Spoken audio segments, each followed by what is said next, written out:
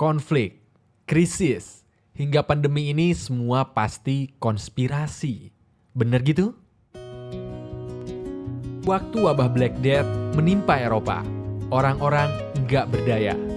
Cara paling mudah adalah menduga-duga dan mencari siapa dalangnya. Ada yang menuduh ini gara-gara gereja, yang yakin itu konspirasi Yahudi juga ada. Sebagian lagi menduga ini karena dewa yang lagi murka. Begitulah biasanya, saat kita nggak berdaya, ada 3 jalan yang sangat sederhana.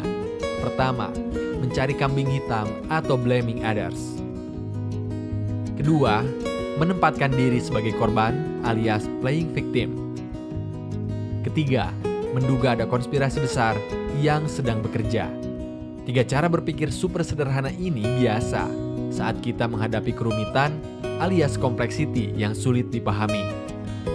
Ini bentuk kemalasan berpikir dan jatuh di sesat pikir atau logical fallacy jenis hasty conclusion, yaitu ketergesaan menyimpulkan.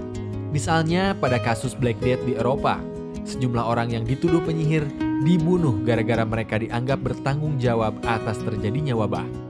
Di sebagian tempat, ada orang-orang Cina yang didiskriminasikan karena dianggap penyebar corona. Di tempat yang lain, orang-orang Afrika didiskriminasi juga karena dianggap pembawa virus corona.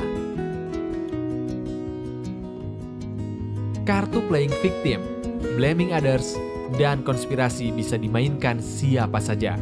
Banyak orang percaya kalau Yahudi lagi konspirasi menguasai dunia. Tapi sebaliknya, orang Yahudi juga berpikir bahwa dunia sedang berkonspirasi, mendiskreditkan etnis mereka. Coba cek film Defamation. Film itu menceritakan gimana sekelompok orang Yahudi begitu khawatir dan merasa tertindas. Merasa semua warga dunia sedang membenci dan berkonspirasi menyudutkan mereka. Sebagian Muslim merasa orang Barat tengah berkonspirasi untuk menghancurkan Islam.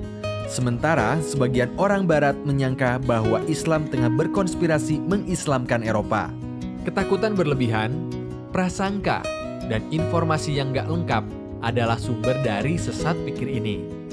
Kalau ngomongin konspirasi, saat Nabi Adam terusir dari surga, bisa aja beliau menyalahkan iblis yang berkonspirasi menggoda Adam dan Hawa. Tapi ternyata Adam sama sekali nggak mengarahkan telunjuknya ke iblis. Nabi Adam malah memfokuskan pada kesalahan dirinya. Dia berdoa, "Ya Tuhanku, sesungguhnya aku telah zolim pada diriku."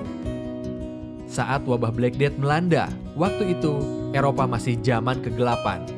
Nggak heran kalau mereka lebih banyak mengaitkannya sama konspirasi atau kutukan dewa. Tapi kalau geser sedikit ke Andalusia, di mana Islam masih berjaya, ada sejumlah ilmuwan yang fokus cari solusi. Di antara mereka adalah Ahmad bin Ali bin Khotimah. Ilmuwan dari Almeria ini meneliti buruknya kualitas udara sebagai pemicu persebaran wabah. Ilmuwan lainnya adalah Muhammad bin Ali Ash-Shakuri. Fokus penelitiannya berkaitan dengan metode penanganan korban wabah. Sarjana muslim berikutnya yaitu Lisanuddin bin Al-Khatib bikin hipotesis tentang transmisi atau penularan penyakit. Gagasan Al-Khatib belakangan diadopsi oleh ahli biolog Perancis, Louis Pasteur, ratusan tahun kemudian. 3 ilmuwan ini cuma contoh kecil gimana saat orang di Eropa sana sibuk menduga-duga, mereka sibuk cari formula. Nah, dalam menghadapi krisis dan kerumitan, selalu ada 2 pilihan. Ada yang sibuk nuduh-nuduh ini konspirasi, ada yang fokus cari solusi. Sesat pikir kayak gini, selain gak produktif menghasilkan solusi, juga berbahaya karena malah menebar prasangka. Kalau kamu termasuk yang mana ya? Tulis dong di kolom komentar.